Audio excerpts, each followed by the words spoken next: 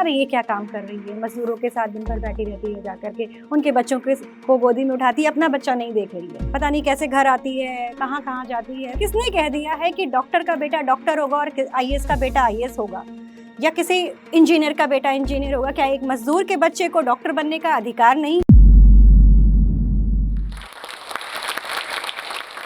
नमस्कार दोस्तों, मेरा नाम रश्मि पांडे है।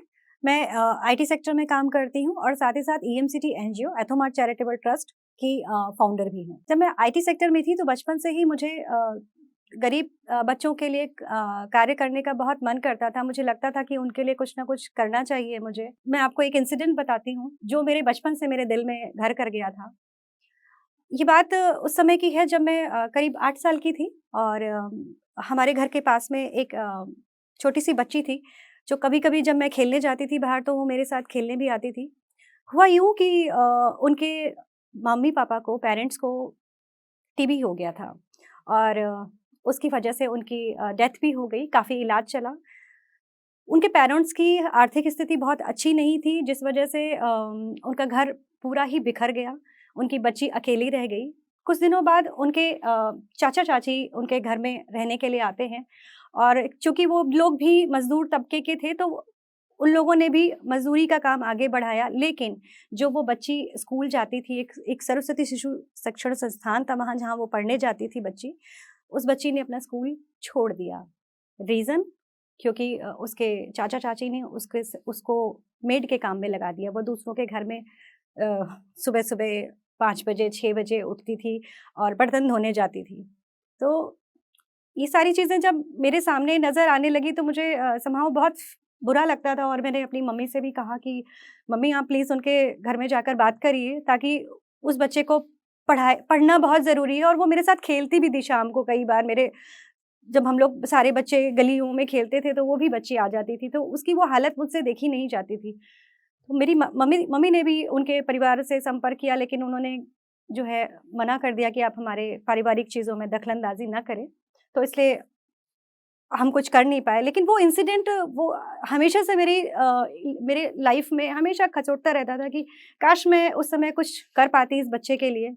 और क्योंकि मैं शायद उतनी सफल नहीं थी और मैं अपने पैरों पे नहीं खड़ी थी, तो वो हिम्मत भी नहीं आ रही थी कि हाँ, जब कुछ अपने पैरों पे खड़े होंगे, तब हम कुछ ऐसा करेंगे। मेरी शादी भी हो गई और उसके कुछ सालों के बाद हमने एक फ्लैट बुक किया 2010 में। 2010 में जब हमने फ्लैट बुक किया, नोएडा एक्सटेंशन में फ्लैट बुक किया था, तो वहाँ पर जब हम घर देखने जाते थे या फिर अपना क्या प्रोग्रेस है प्रोजेक्ट का, उससे रिलेटेड हमारी बहुत विज़िट्स होती थी वहाँ पे। तो उसी दौरान कुछ मज़दूरों से, उनके बच्चों से मेरा शुरू से ही चूँकि लगाव था, तो एक हमेशा एक अट्रैक्शन पॉइंट रहता था कि कहीं पे भी कुछ जा रहे हो तो ज़रूर उधर नज़र चली जाती थी। तो वहाँ पर उनसे बात करना शुरू किया, उनके बच्चों के लिए जब जाती थी, कुछ टॉफ़ीज़ वग़ैरह ले जाती थी या कॉपी ले जाती थी, पेंसिल ले जाती थी, तो धीरे-धीरे एक लगाव अंदर ही अंदर डेवलप होना शुरू हो गया। तो ये चीज़ें हमेशा बहुत माइंड को हमेशा विचलित कर देती थी कि बच्चों को एजुकेशन क्यों नहीं मिल पा रही है? ऐसी कंडीशन कैसे डेवलप हो रही है कि एक वर्ग ऐसा है जिनके बच्चों को सारी सुविधाएँ मिलती हैं और एक वर्ग ऐसा है जिसका स्तर दिन पर दिन गिरता चला जा रहा है। उसी सब को सोच कर के मैंने कुछ बच्चों को, लेबर क्लास के बच्चों को पढ़ाना शुरू किया और उनके साथ पहले अकेले ही बैठ के पढ़ाते थे। बच्चों को कुछ भी नहीं पता था, इनफैक्ट पेंसिल पकड़ना भी नहीं पता था। उनके पेरेंट्स को ये था कि 2 बच्चे हो रहे हैं, 3 बच्चे हो रहे हैं, 4 बच्चे हो रहे हैं, कोई बात नहीं, आगे हमारी मज़दूरी में मदद करेंगे या हमारी फैमिली में सब मिलके बीड़ा उठाएँगे। तो उस तरीके से उनका फैमिली की जो एक थॉट प्रोसेस रहती थी। फिर उसी तरीके से मैंने कुछ बच्चों को पढ़ाना शुरू किया। मुझे बच्चों के साथ अटैचमेंट शुरू हो गया कि वो बच्चे किसी दिन अगर मेरा स्किप हो जाता था, अगर मैं काम में बिज़ी हूँ, नहीं किसी दिन गई, तो वो बच्चे मेरे से एक्सपेक्ट करते थे कि मैम आज क्यों नहीं आई? तो वो जब नेक्स्ट डे आते थे तो इनके इतने तमामों क्वेश्चंस होते थे कि आज पढ़ाने क्यों नहीं आए आप? मैम कहाँ रह गए थे? हम तो वेट कर रहे थे। तो ऐसी चीज़ें बच्चों के जब सुनते थे तो हमें भी लगता था कि हम शायद कुछ अच्छा कर रहे हैं, तभी तो वो बच्चे जो हमेशा पढ़ाई से उन्हें कुछ मतलब नहीं है, माँ-बाप काम कर रहे हैं और बच्चे कहीं भी खेल रहे हैं, कूद रहे हैं, गलत चीज़ों का शिकार हो रहे हैं, बिकॉज़ प्रोटेक्टेड नहीं हैं वो बच्चे। माँ-बाप झुग्गी-झोपड़ियों में किस तरीके का कल्चर होता है, कोई ड्रिंक करता है, कोई बच्चे भी सिक्योर नहीं होते हैं, तो वो बच्चे थोड़े से हमसे कनेक्ट होने लगे और हमारे पास आकर के बैठने शुरू कर दिया उन बच्चों ने। तो अब समस्या मेरे पास ये आ रही थी कि बच्चे तो बहुत सारे हैं और बच्चों के पास ना ही स्टेशनरी है, तो हम लोगों ने डोनेशन ड्राइव चलाई, जिसमें हमने पुरानी कॉपीज जो हैं इकट्ठी करनी शुरू की। आप हमें पुरानी कॉपीज दो, हम उनके सफेद पन्ने निकालते थे और उनकी कॉपीज बनाते थे और उन कॉपीज को बना के हम बच्चों को पढ़ाने के लिए डिस्ट्रीब्यूट करते थे। हमने बच्चों की यूज्ड पेंसिल, आधी हुई उसमें ढक्कन लगा के, टूटे हुए क्रेयॉन कलर्स, लिक्विड कलर्स, पुराने ब्रश जो हम कूड़े में फेंक देते हैं, हमने वो सारी चीजें इकट्ठी करी। मेरे पास कुछ मेरे दोस्त हैं, उन्होंने जुड़ना शुरू किया। ऐसे करते करते हम करीबन 25 से 30 महिलाएं एक साथ इकट्ठे हो गई और हमने प्लान किया कि हम मिल के पढ़ाएंगे इन बच्चों को। और अकेले आप ही क्यों रिस्पॉन्सिबिलिटी ले रही हो, क्योंकि हमारे पास बच्चे 100 हैं, 150 हैं, किसी प्रोजेक्ट पे 150 बच्चे हैं, किसी पे 200 बच्चे हैं, किसी पे 60 बच्चे हैं। तो वो बच्चे कई बार क्या होता है, हम अकेले नहीं कर पाते और यू विल फील सप्रेस्ड अगर आप किसी का भी नहीं कर पाते, क्योंकि बच्चे आपसे एक्सपेक्टेशन करते हैं और जब वो एक्सपेक्टेशन करे तो उनकी एक्सपेक्टेशन फुलफिल करना जिसने एक्सपेक्टेशन जगाई है उसका काम है।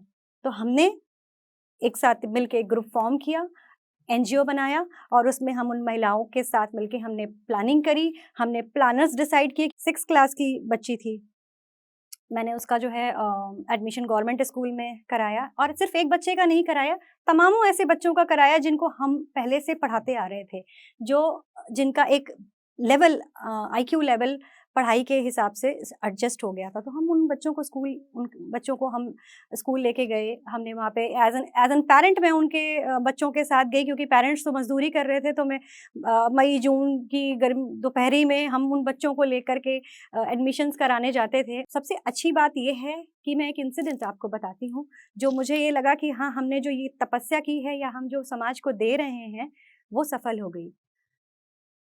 नए साल की बात है, इसी साल की बात बता रही हूँ, 2023 की 1 तारीख को नए साल के दिन एक आईफोन, जिसकी कीमत 1-1.5 लाख रुपए के आसपास तो होगी, लेकिन एक मजदूर को मिलेगी तो उसे क्या लगेगा? मजदूर को भी पता है वो आईफोन है। उसने मुझे नेक्स्ट डे फ़ोन किया कि मैम मुझे रात में मैं मार्केट गया था, मंडी गया था, तो मुझे एक आईफ़ोन मिला था। मैं मैम बहुत गरीब परिवार का हूँ, आप भी मुझे जानते हो और आप मुझसे इंटरैक्ट भी करते हो। लेकिन ये फ़ोन अगर मैं पुलिस वाले के पास लेके गया ना, तो मेरी बहुत पिटाई होगी। मैंने कहा क्यों पिटाई क्यों होगी? बोला मैम हम इस तबके से आते हैं ना कि हम पे कोई विश्वास ही नहीं करेगा कि ये फ़ोन मैं देने आया हूँ। वो पहले मुझे मारेंगे और फिर मुझसे फ़ोन लेंगे। तो मैम मैं घर में कमाने वाला एक ही व्यक्ति हूँ जिसको 8-9 हज़ार रुपए बड़ी मुश्किल से पूरे महीने में काम का पैसा मिलता है, तो मैं क्या करूँ अब? मैंने कहा मैं बात करती हूँ, जो भी थाना अधीक्षक हैं, एसीपी हैं, डीसीपी हैं, मैंने सभी से फ़ोन किया कि देखिए हमारा पेरेंट आ रहा है और उसने इतनी ईमानदारी का सबूत दिया है और वो वहाँ पे पहुँच के आपको फ़ोन लौटाने जा रहा है, तो कृपया उससे सम्मानपूर्वक आप उससे फ़ोन लीजिए और उसको सम्मानित करके आप उसे वापस भेजिएगा। अगर आपने ऐसा नहीं किया तो भविष्य में कोई भी गरीब ना ईमानदारी करने से पहले 2 बार सोचेगा कि हम पुलिस स्टेशन जाएँ या ना जाएँ। तो ये एक इंसिडेंट था, उसने मुझे बहुत प्रभावित किया कि आज की डेट में बच्चे ही नहीं, उनके पेरेंट्स भी मुझ पर विश्वास करते हैं। दोस्तों, जब हम कुछ भी नया काम करते हैं ना, तो समाज में कई लोग ऐसे होते हैं जो आपके उन कामों को, कुछ लोग तो प्रोत्साहित करते हैं और कुछ लोग ऐसे होते हैं कि वो आपको ज़रूर पिन पॉइंट करेंगे, अरे ये क्या काम कर रही है, मज़दूरों के साथ दिन भर बैठी रहती है जाकर के, उनके बच्चों को गोदी में उठाती है, अपना बच्चा नहीं देख रही है, दूसरों के साथ लगी हुई है। तो ऐसे बहुत सारे ऐसे इंसिडेंट हुए जो कई बार अपने आप को भी बहुत बुरे लगते थे कि लोग ऐसा बोलते क्यों हैं। आपको अगर मैं समाज का कुछ बीड़ा उठा रही हूँ, तो मुझे पहले अपने परिवार का बीड़ा उठाना है और फिर मैं समाज का। तो हम मैनेज कर रहे हैं, लेकिन उस तरीके से भी लोग क्वेश्चन करना शुरू कर देते थे कि पता नहीं कैसे घर आती है, कहाँ-कहाँ जाती है। तो 10 तरीके के उल्टे-सीधे क्वेश्चन्स। तो ख़ैर हम जब आगे कुछ सोच रहे हैं, कुछ अच्छा काम करने की, तो 10 लोग तो बोलेंगे ही, 10 लोग तो आपकी टाँग खींचेंगे ही। तो हमने उन सब चीज़ों को जो है नज़रअंदाज करके हमने अपना एक फ़ोकस बनाया कि हमारा लक्ष्य क्या है? हमारा लक्ष्य समाज को ऊपर लेके जाना है। दूसरों के साथ अगर चले गए तो हम तो, और हमारा स्तर हमें नीचे क्यों गिराना है, हम आगे बढ़ते गए। और हमने उसी तरीके से अपनी पढ़ाई की मुहिम को जो है जारी रखा और आज हमारे साथ काफ़ी लोग, उसी समाज में से कुछ लोग निकल के हमारे साथ आए, जो हमारे साथ जुड़े और एक इस एजुकेशन ड्राइव और समाज को का भविष्य बनाने के, समाज के भविष्य का निर्माण करने के लिए हमारे साथ खड़े हुए। किसने कह दिया है कि डॉक्टर का बेटा डॉक्टर होगा और आईएएस का बेटा आईएएस होगा? या किसी इंजीनियर का बेटा इंजीनियर होगा, क्या एक मजदूर के बच्चे को डॉक्टर बनने का अधिकार नहीं है? बिल्कुल है। अगर आप उनको जो जो हमारे तरीके के लोग हैं, जो पढ़े लिखे लोग हैं, वो तो अपने बच्चे को गाइड कर देते हैं, 10 जगह पे कंसल्टेंसी लेते हैं कि आप मेरे बच्चे को कंसल्ट करिए कि वो किस किस डायरेक्शन में जाएगा, वो डॉक्टर बनेगा या इसके इतने नंबर आए हैं। कभी आपने ये सोचा जो आपके आस-पास समाज के बच्चे हैं, वो क्या बनना चाहते हैं? उनके पेरेंट्स तो इतने पढ़े लिखे नहीं है ना, तो उसकी ज़िम्मेदारी कौन लेगा? उसकी ज़िम्मेदारी भी तो हम में से किसी न किसी को लेनी पड़ेगी। आप बच्चों को प्रेरित करेंगे पढ़ने के लिए, आप उनको बताएँगे, उनको सपने दिखाएँगे, तभी वो बच्चे सपने जिएँगे और उन सपनों के लिए काम करेंगे। जाते-जाते मैं आप सभी को एक संदेश देना चाहती हूँ कि आप सभी अपने आस-पास के लोगों, क्योंकि मैं पूरे भारत में नहीं हूँ, मैं सिर्फ़ अपनी एरिया के बच्चों को देख रही हूँ, उनके आस-पास में जो मेरी रीच में आते हैं। हाँ, मेरे से बाहर से लोग भी कॉन्टैक्ट करते हैं कि हम भी आपके साथ जुड़ना चाहते हैं, तो मैं उनको भी यही सीख देती हूँ कि आप अपने पास के देखिए, अपने मेट्स के बच्चों से बात करिए, अपने सिक्योरिटी गार्ड के ज़्यादा से ज़्यादा दूर नहीं जा सकते, तो ऐसे लोगों से कनेक्ट करिए जहाँ पर उनकी शिक्षा प्रभावित हो रही है। सबका मत करिए, किसी एक की रिस्पॉन्सिबिलिटी कर लीजिए, उठा लीजिए, एक बच्चे की स्पॉन्सरशिप ले लीजिए, वो बहुत ज़रूरी है। मैं इस मंच के माध्यम से जोश टॉक का बहुत-बहुत धन्यवाद देना चाहती हूँ कि उन्होंने मुझे ये मंच दिया, जहाँ पे मैं अपने विचार व्यक्त कर पाई और समाज में इस मैसेज को स्प्रेड कर पाई, क्योंकि हम इस मैसेज को सिर्फ अपने तक नहीं रख सकते और जोश ऐसा प्लेटफॉर्म है जो सभी अच्छे कार्यों को प्रमोट करता है। तो मैं जोश टॉक को बहुत-बहुत धन्यवाद दूँगी। Thank you so much. अगर आप इस टॉक के एंड तक पहुंच चुके हैं तो मैं आपको जोश टॉक्स का एक दूसरा रूप भी दिखाना चाहता हूं, जिससे मैं काफ़ी देर से जुड़ा हुआ हूं और मुझे बहुत बहुत ज़्यादा पसंद है कि वो क्या कर रहे हैं। जोश टॉक्स ने एक नया ऐप लॉन्च किया है जिसका नाम है जोश स्किल्स। अब वो नया नहीं रहा, काफ़ी टाइम से है, लाखों लोग उसको अब यूज़ करते हैं। और जोश स्किल्स पे आप अपनी ज़िंदगी के लिए कोर्सेज ढूंढ सकते हैं। वो कोर्स नहीं जो आपको physics, chemistry, commerce, business studies पढ़ाएंगे, वो कोर्सेज जो आपकी ज़िंदगी में आपको कैसे जीना चाहिए वो सिखाएंगे। मैंने खुद जोश स्किल्स पे बहुत सारे कोर्सेज बनाए हैं, पब्लिक स्पीकिंग पे, इमोशनल क्राइसिस कैसे हैंडल किया जाए, अपनी पर्सनालिटी कैसे डेवलप की जाए। हर एक कोर्स में डेली क्विजेज हैं, एक्सरसाइजेज हैं, एक बहुत ही खूबसूरत कम्युनिटी है जो आपको सपोर्ट करेगी, आपको इनकरेज करेगी। आज ही डाउनलोड करें जोश स्किल्स का ऐप और उनके कोर्सेज एक्सप्लोर करके अपनी ज़िंदगी को आगे बढ़ाएं।